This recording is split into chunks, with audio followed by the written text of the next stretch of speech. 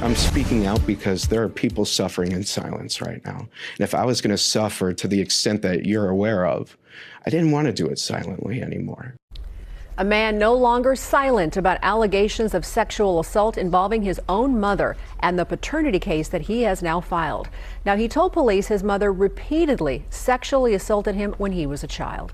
She maintains her innocence, but a judge sentenced her to nearly 10 years in prison as part of that criminal case. And now this man, who's 26 years old, wants to know if his younger brother could actually be his son.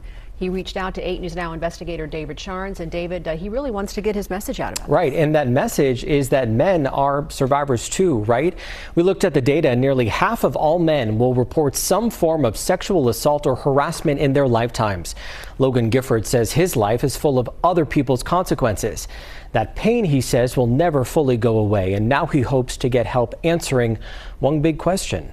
There's a possibility that my brother could be my son. It's a question 26-year-old Logan Gifford wants answered.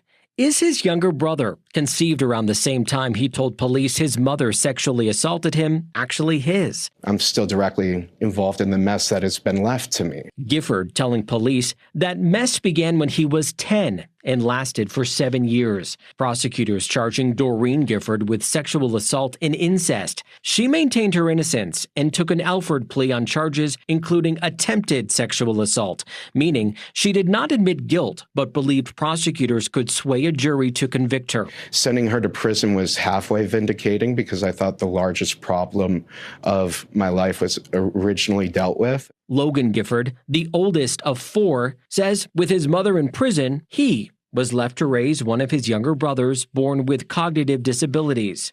He deserves to have a quiet and peaceful life. And like I said, he's here now.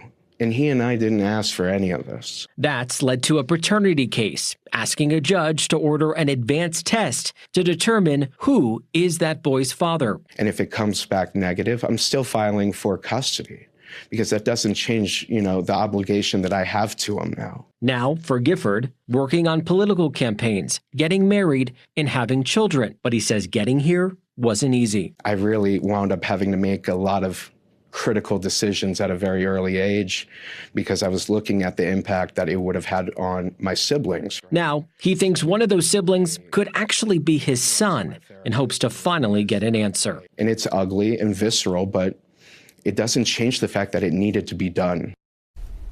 Records show Doreen Gifford is back in prison, and we asked the Department of Corrections why, but we haven't heard back, and we were unable to reach her.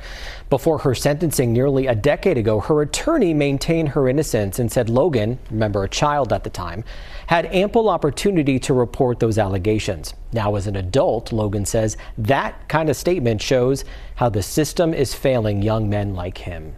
I'm David Charnes, 8 News Now.